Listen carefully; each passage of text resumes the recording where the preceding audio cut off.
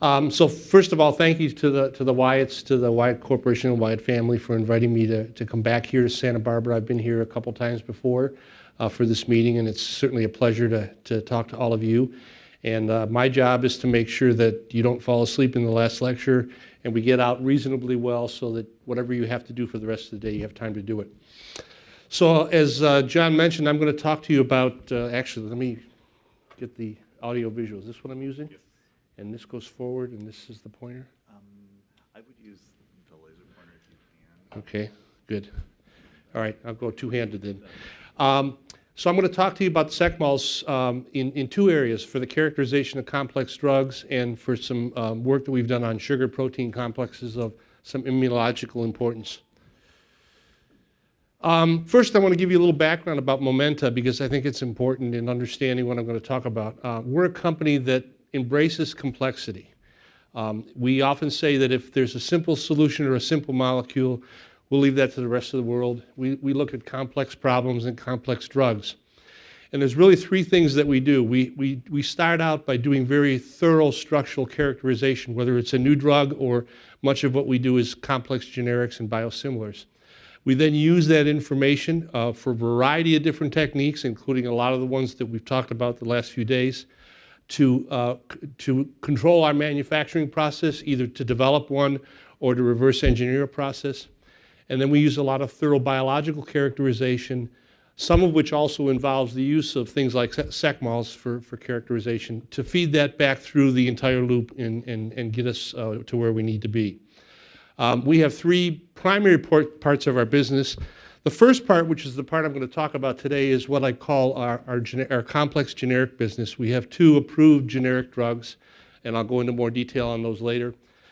We also have a second part of the business that's involved in biosimilars.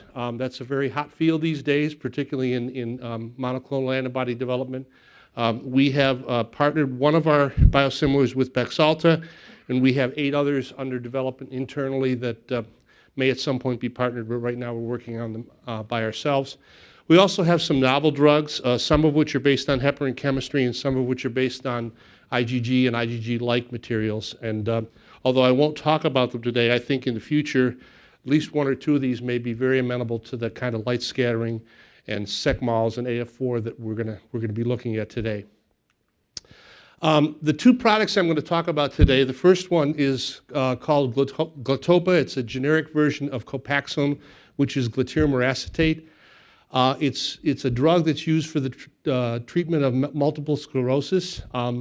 It's a very complex mixture of a synthetic mixture of literally hundreds of thousands or millions of polypeptides of various different compositions and sizes. It has an average molecular weight in the 5,000 to 9,000 range, and we'll get into that and why we use MALS for that. But what we did is we put a lot of analytical work into determining what the structure of this was. We were able to figure out how the material was made by looking very deeply into the various different structural components. We could figure out what the process was used to make it and reverse engineer that process. And eventually we were able to convince the FDA that we could get an approval for this drug. Even though it's a very complex mixture of materials, it is regulated as a drug. And so we were able to get approval just with our analytical and our biological work. We didn't have to do any clinical trials to get that approval. The second example, which I'll talk about later in the talk, is actually our first drug. It's enoxaparin sodium. It's basically low molecular weight heparin. So for those of you that are familiar with Lovenox, low molecular weight heparin is an anticoagulant. It's used millions of times every day in this country. If you ever go in for knee surgery, any other kind of surgery, you'll get put on this drug to prevent coagulation prophylactically. It's actually made from unfractionated heparin, which has a whole nother story in and of itself. It comes from pig intestines, and you don't want to even know how they make it. But basically, you depolymerize this unfractionated heparin, which is about 15,000 molecular weight, down to about a 5,000 to 6,000 molecular weight material. It contains a large number of chains of basically of varying lengths of polysaccharides. So again, it's not a single molecule, it's a mixture of many different molecules. So one of the things we had to do was to develop many, many methods to understand the complexity of it. I'm not going to talk so much about the heparin itself, but I'm going to talk about some studies that we had to do to demonstrate that it was not immunologically active as part of our approval process for the FDA. And in that case, we did have to use light scattering and MALS in particular. This was approved in 2010 and was basically the formation of our commercial part of our company. Okay, so what I'm going to talk about today, I'm going to start out with the Glatiramer Acetate example and talk about the need to measure not just the molecular weight, but the distribution for a product where we could not get appropriate standards. We needed to develop an SEC method with acceptable column and mobile phase conditions. We obviously needed, if we were going to use MALS, to include an appropriate DNDC, and that actually turned out to be one of the critical parts in our method development. We then needed to monitor the molecular weight parameters, and I'll talk a little bit about the polymerization reaction and the characterization of the final purification step that we also did with MALS. I'll talk about a complexation between heparin and a platelet factor 4, which is important in immunological monitoring. In this case, we used MALS with other techniques in order to monitor this reaction and to show that our material and the innovator material were the same, and it provided the basis for us to compare multiple lots of heparin and ultimately demonstrated to the satisfaction of the FDA that our material was no more immunologically active than the reference material, and therefore we got approved. So this is a little difficult to see, but I'm going to go over in 2 slides how we make Glatiramer acetate, and this is actually how the innovator makes it as well. Basically, we take 4 different amino acids and we polymerize them in the presence of diethylamine and dioxane to get a mixture of long-chain amino acids that contain the 4 different amino acids, and I'll show you those in a minute. Once we've got this, what we call intermediate 1, we then depolymerize this in hydrobromic acid and acetic acid. And then we deprotect, these amino acids have to be polymerized, and 2 of the 4 have protection groups on them, so we then have to deprotect and purify these materials and do an ultrafiltration at the end. And at the end, what we get is a mixture of materials that are about 5,000 to 9,000 molecular weight. That's all the organic chemists in the room like to see that, but those of us that like to think a little more simply, this is a little bit better description of what we do. We basically take 4 different amino acids. They're alanine, lysine, glutamic acid, and tyrosine, and they're in a specific molar amount, molar fraction amount. We polymerize these to get these very long chains. They're actually initiated with an initiator of diethylamine. You get these very long chains. They're not random. They're not totally random. There is some order and structure to this, but they're very complex because obviously the polymerization depends on how long the polymerization goes, how much of the material is left of each of the amino acids. So you get a composition that drifts along the chains of the amino acids. The polymer that we get out of here is about 100 to 150,000 molecular weight. We then take that polymer and depolymerize it to the final drug substance, which is about 9 to 10,000 molecular weight, and also contains a number of smaller fragments that we have to purify out. And so what this meant for us was that we had to have a good method to not only understand how the polymerization worked, how the depolymerization worked, what we got out at the end. And when this drug was first approved, the only molecular weight characteristics that they had was they would measure the molecular weight and they would report the molecular weight at the peak of the distribution. That was it. That was all that was required at the time. Well, clearly, in order to control this reaction, you need to understand a lot more than just what the peak molecular weight is. Okay, so as I'm sure many of you know, SEC is a common technique for the analysis of proteins and polypeptides.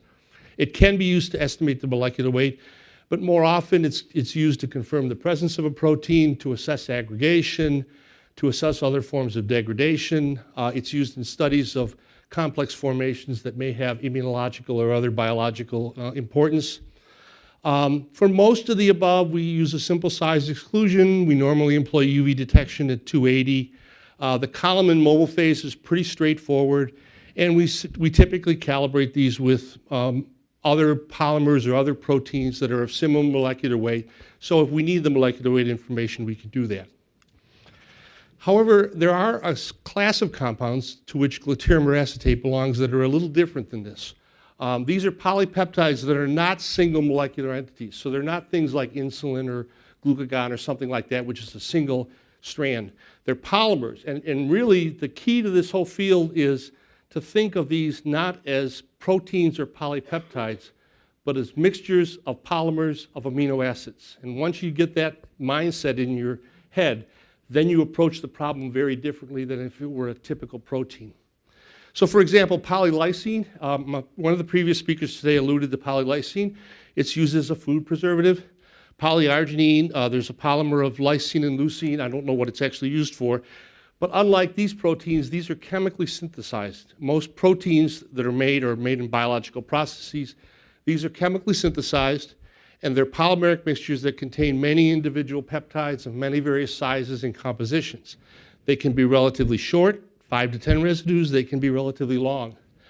And most importantly, if the polypeptide is not what I call a homopolymer, polylysine would be a homopolymer. You only have one amino acid. If you have more than one amino acid, a strict molecular weight to size correlation is difficult, because one of the things you rely on in size exclusion is you separate by size, but you need to relate that to molecular weight. If you have multiple different size amino acids, you could have 2 peptide chains that have the same number of amino acids, but they're different lengths because the amino acids are different sizes. So you can't use the standard techniques of using a standard to determine the molecular weight. So one of the challenges that we had is because some of these mixtures are not single and unique polypeptides, we needed to have appropriate columns to cover the wide range of species that we'd see. We could only use size exclusion as a surrogate for molecular weight, but only if the size and the molecular weight can directly be correlated. And if it can't, then normal molecular weight standards can't be used here. So this is why we had to move to SecMALS for the analysis of these materials. Our first attempt when we first started this program, this actually predated when I was even at Momenta, we used a standard separation of a superose column. This was a 300 angstrom pore size, a pretty normal mobile phase, 275 nanometers. This particular column was designed for molecular weights between 1,000 and 300,000. We used 7 protein standards. We got a nice broad distribution. The only problem was the molecular weight we estimated from this was 50,000, and we knew that the sample was more like 10 to 15. So right away we had a problem. We couldn't use this kind of technique to determine the molecular weight because the standards were not representative of the sample that we were looking for. So, as I said, the protein standards have to be of similar size and configuration to what you're trying to analyze. That's not true because most of the things that we were using were globular proteins, and we knew then, and we now know even further, that Glatiramer acetate is pretty much a random coil. It's kind of like an extended rod, so it doesn't really have much tertiary structure.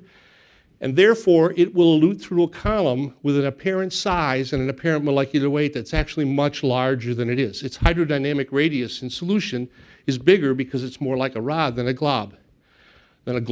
So the potential solutions there were you could use singular peptides that were like Glatiramer acetates as standards.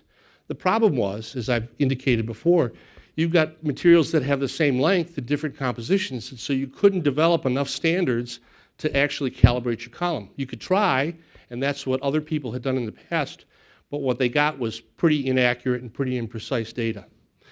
So the results that we got were close, but they weren't really aligned with the expected molecular weight, and they weren't accurate enough for us to do what we needed to do, especially at the low end of the distribution, as I'll show you later.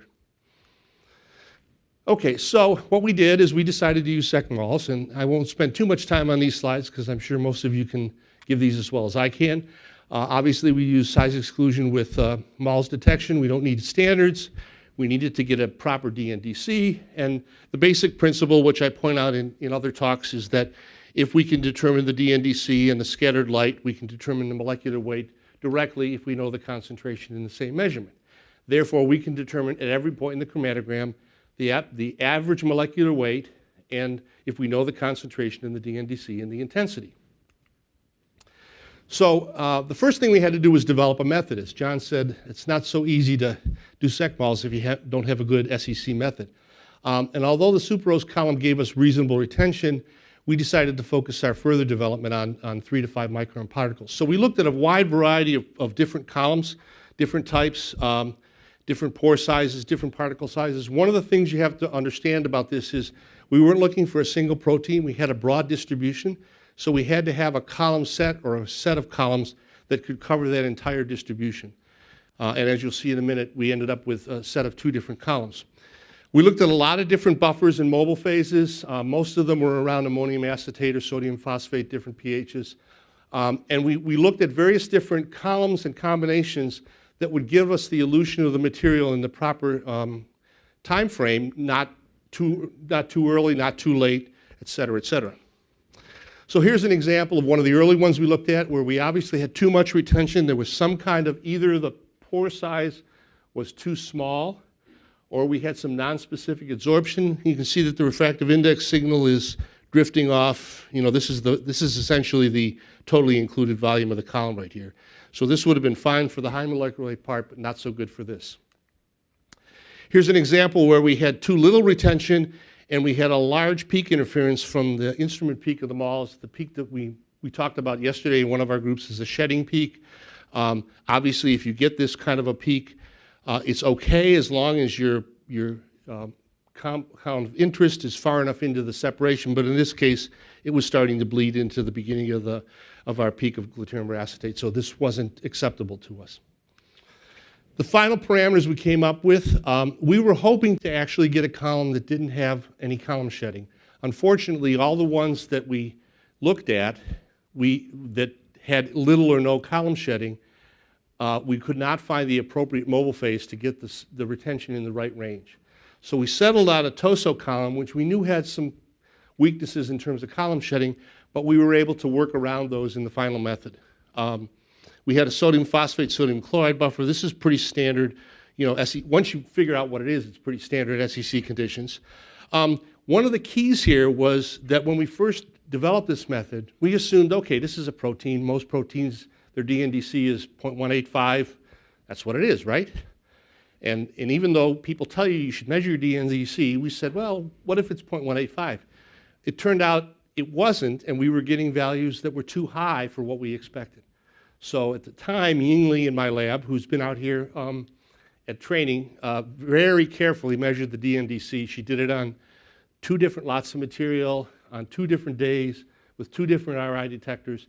And we came up with a value that was more like 0.197 than 0.185. And that allowed us to get what we thought was the right molecular weight for this particular species.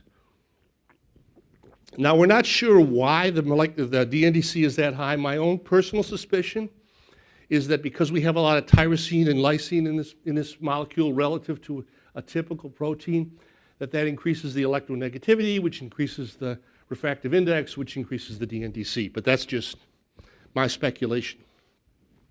So here's what we came up with as a final analysis. As you can see, we do have a small instrument peak, but we were able to limit that. One of the ways we did that was to run it on an adjuvant system, which gives us much better performance in terms of the injection than some of the other systems we had. The refractive index profile is in the dark. Light scattering profile is in the dotted line here. And this is actually the molar mass distribution across this peak for a typical sample that we had. So that looked pretty good. Now that we had a method, what were we going to use it for, and how were we going to use it to demonstrate that we had the same material as the innovator? Okay. One of the keys here was we started thinking about this more like a polymer chemist and less like a protein chemist or a peptide chemist. And in the past, as I said, they described this material with an MP value. Well, I can make 12 lots of material that all have the same peak molecular weight. They'll all be different. They'll have different distributions. Some will be wider, some will be narrower.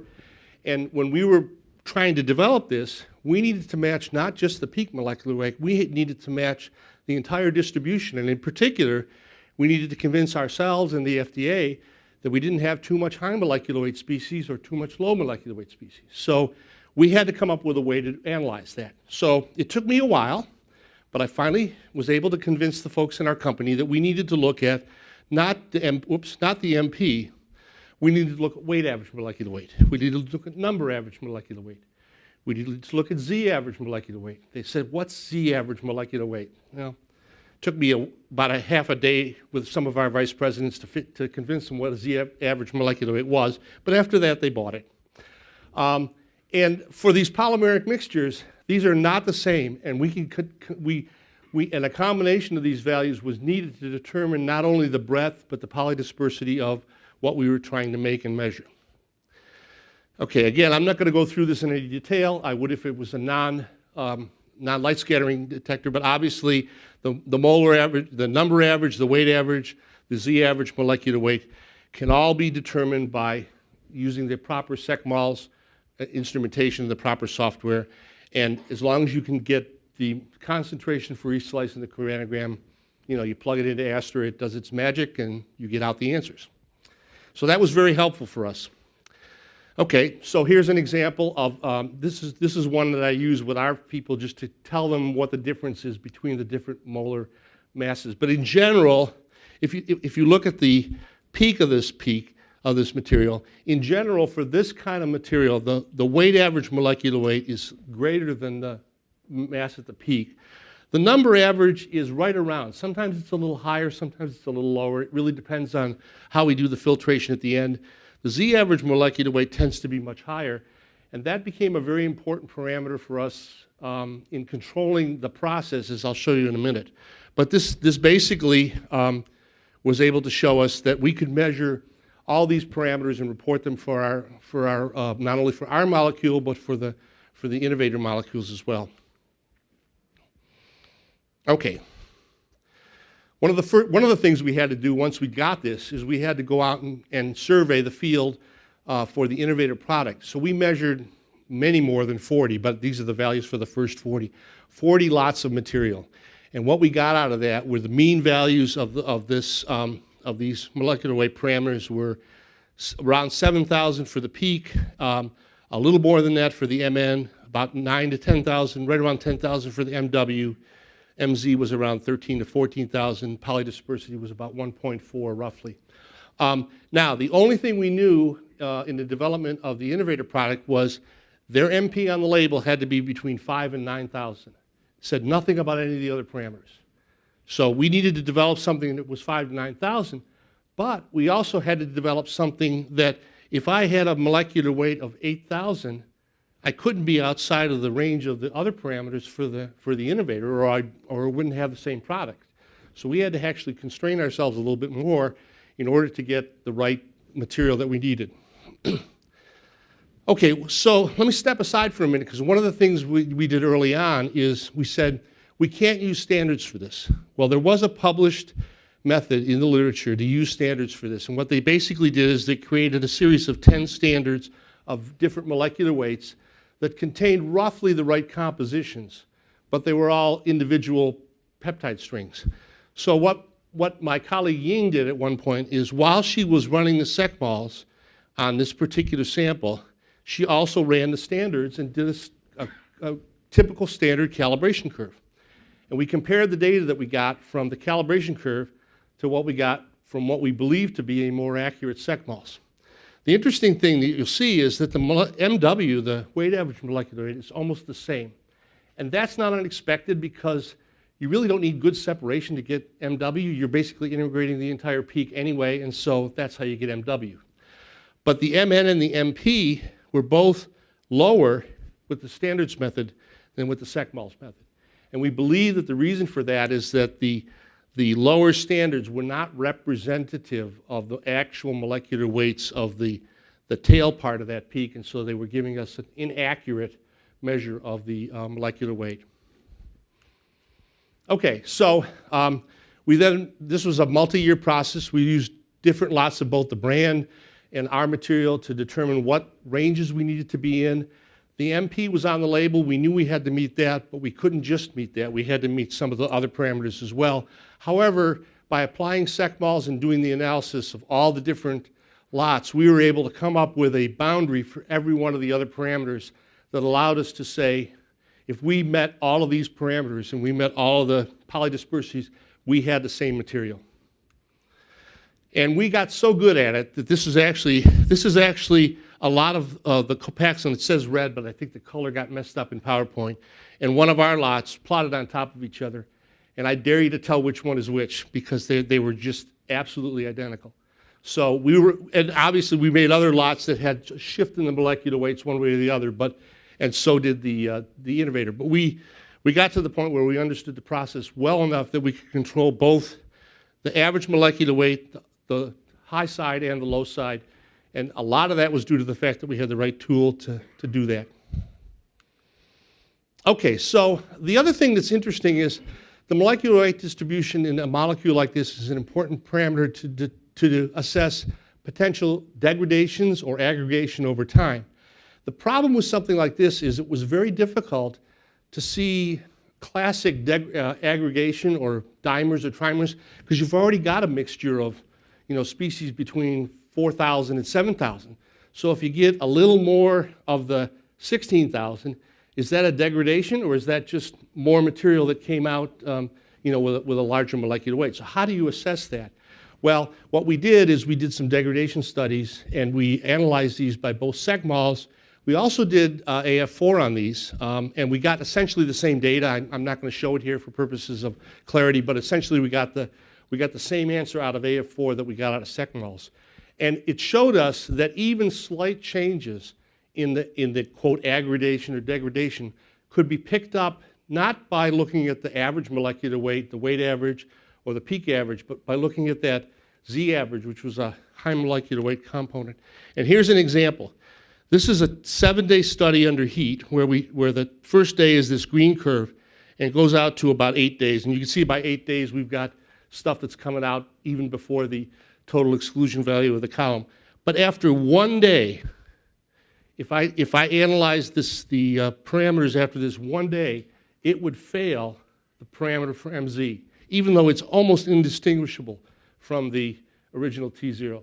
So we had a very, very sensitive method to accurately assess degradation of the material and to show that it was either stable or not stable under the storage conditions that we had.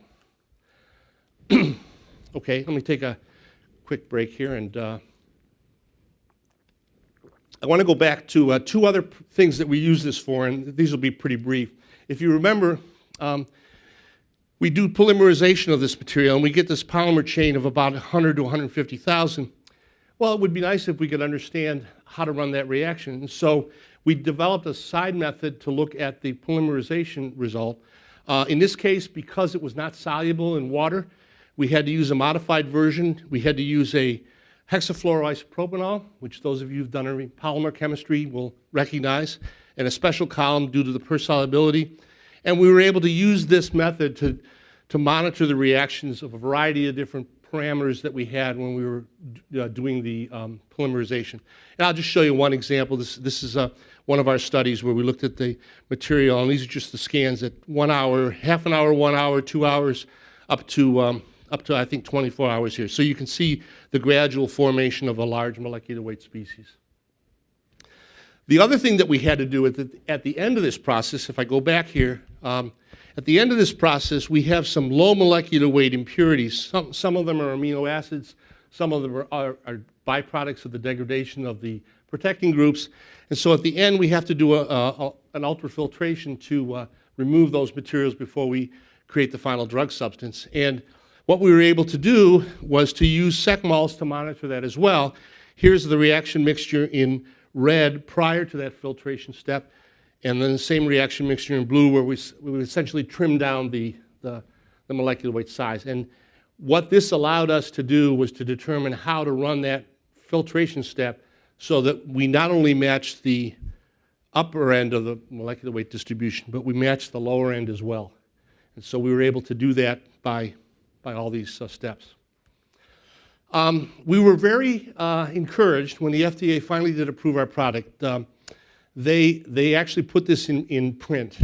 They said Glatiramer acetate is a synthetic polymer average molecular weight between 5 and 9 kilodaltons. For purposes of demonstrating sameness, which is what we have to do, it's essential for the generic to have an array of chain lengths equivalent to that of the RLD, the reference listed drug. comparing molecular weight distributions, including the molar mass moments, Mn, Mz, Mw. Notice they didn't even mention peak molecular weight in here. And polydispersity can be accomplished using a variety of techniques, using sky exclusion, mass spectrometry, or other appropriate methods. I am convinced that before we had our application in, the FDA chemists didn't even know what MZ was. Okay, but at the end of the day, you know, the data that we generated, in large part due to the technology that we were able to use here, was very convincing to them and allowed us to get our approval. So I think that's the end of the story for Glatiramer Acetate. The application of SecMALS was critical for us to get this drug approved. It allowed us to do a simplified analysis with no standards or no standard curve, and it provided us a very, very sensitive method to monitor changes in the distribution either through the process or after the process was over. Okay, I want to shift gears for the last few minutes of the talk and talk about heparin complex analysis. Enoxaparin, which is a low molecular weight heparin, is, as I said before, is a mixture of complex polysaccharides. It's used as an anticoagulant. There's an array of chemical methods that we can use to compare the lots and the products of our material to other materials or different generic materials. However, there's a disease called, or I wouldn't call it a disease, a feature. Heparin-induced thrombocytopenia is a drug-induced dependent immune disorder caused by antibodies to complexes between heparin and platelet factor 4. It occurs in some people, not in a lot of people, but it does occur. And there are ways that in vitro you can model this interaction. And we needed a way to compare different heparins, and in particular the materials we were making to the materials that were already on the market, to say, do our material or the materials on the market have a higher propensity to have this immune disorder? The problem with immune disorders is that they're very difficult to pick up in clinical populations. You often need hundreds and thousands of people before you get a statistically relevant event. So using an in vitro and biophysical types of analysis is at least helpful when you're trying to get a drug approved, to say it's highly unlikely that the drug you're getting approved is going to be much different than the drug that's already on the market. Okay, platelet factor 4 is, as I said, it's an endogenous chemokine. It's released from activated platelets, and it binds heparin, and it can neutralize its anticoagulant properties. It's a roughly 30 kilodalton protein with a PI of about 8.8, positively charged on the surface. The monomer sequence is shown here, and what happens is that the monomer interacts with PF4, and monomer goes to PF4, interacts with heparin or low molecular weight heparin, and forms these large molecular weight complexes that can be analyzed by a variety of different techniques that I'll go over in a few minutes. The binding is most likely sequence nonspecific, but it may be driven by charge and charge density as well as chain length.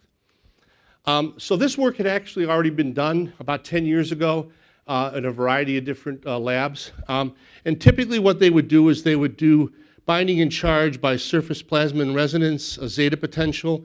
They would look at size by photon chloroplasm spectroscopy, A280, analytical ultracentrifugation, and SEC-UV. And you can see how each of these techniques respond to different types of particle sizes. One of the things they did not do is they did not do SecMALS. And so we thought that would be an additional interesting way to look at this molecule for reasons that I'll show you in a minute, because we were able to use SecMALS to essentially estimate the size of the very, very largest molecular weight species, even though we didn't separate them on the column. Okay, so some of the experimental issues, we only used about 30 micrograms of material versus 1 milligram for most SEC columns, so we were kind of sensitivity limited. The extremely large molecules that we get on complexation cause serious contaminations of both the columns and the light scattering, which we had to overcome. The PF4 in particular, it was significantly retained on many SEC columns, so we had to do a lot of method development to get that done. Its performance varied from vendor to vendor. That really wasn't an SEC problem, but it was something that we were able to monitor by SEC if we got different vendor materials. There was no accurate assay to determine the PFA, and the stability of the complexes was not very good, so we had to prepare the samples and essentially run on the same day, which, again, a logistical issue, but not a problem. we came up with a final set of conditions that used a pair of BioSil columns, a sodium phosphate mobile phase. We used an online MALS detector with 18 angles, UV at 280 for the concentration of the ultra-large complex, and we used the RI to determine the concentration of the low molecular weight complex because it didn't have as much UV signal. And this also permitted us to look at different ratios between PF4 and heparin, what we called PF4 to heparin ratio, to show where the reaction was most optimal, if you will. Now, one of the interesting things about this separation, again, we were talking yesterday about the importance of minimizing that instrument or the column shedding peak. Fortunately, these columns did not have very much or any column shedding, and it allowed us to do something we couldn't do with other columns. So here's an example. I've only shown you on this slide the light scattering signal. And what this is a series of injections of samples with different PF4 to heparin ratios from 0.2 to 0.25, and the total amount is on the right-hand side. You'll see there's what we call an ultra-large complex and an intermediate complex that's formed, and the amount of the material in the light scattering signal here is obviously dominated by the ultra-large compounds because they're very large. They have a much larger light scattering signal. But we were able to use this to monitor how to run this reaction. On this slide, it's a little bit busy, but let me walk you through it. This used a constant pH-R ratio, but now what we've plotted is the ultra-large complex and the intermediate complex. The red curve is the light scattering, the green curve is the UV, and the blue curve is the refractive index. And what you'll notice is that we get a fairly large light scattering peak for the ultra-large complex, a little bit down at the bottom here. We get a pretty good UV signal for both of these here, and we get, a pretty good RI signal for the green, but we only get a good UV signal for, was that right? I always mix these colors up. Yeah, the green is the UV and the blue is the RI. So one of the things that this told us, though, was that the ultra-large complex was primarily heparin and not peptide, because if it had a fairly large UV signal, it would have had much more peptide. So what that allowed us to do was to use the DNDC for the heparin to calculate the molecular weight here. In this particular case, we used the DNDC of the complex together. So what we did here is we took the brand A, the Innovator brand, we took one of our lots, and then we took a mixture where we did a 50-50 mixture of their material and our material, and you can see that these curves are essentially indistinguishable in terms of the formation of the complex and the molecular weights of those complexes. Based on the analysis of multiple lots that we did of both the brand material and ours, we determined that the materials were equivalent in terms of how they did this interaction. The molecular weight of the ultra-large complex was on the range of 38 to 80 million.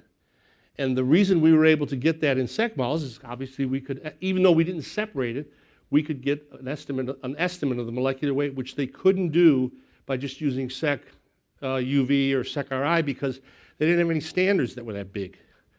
The intermediate complexes were determined to be about 80 kilodaltons, which kind of matched what was in the literature. And by using multiple lots and by mixing co-mixtures, we were able to show that the ultra-large complex and the intermediate complex that were formed after about a half an hour of incubation were essentially identical between our material and the brand material. And therefore, that was one of the last key pieces of information that the FDA needed before they approved this product. So, in summary, we have found SecMols to be a very reliable technique for the evaluation of these polymeric mixtures, especially these very complex mixtures and drugs. It's very useful for examining the reactions and characterizing the final products with multiple molecular weight parameters, and it can be used to assess these complexation reactions, including those that have very, very large molecular weight complexes, and give us at least an estimate of what those molecular weights might be.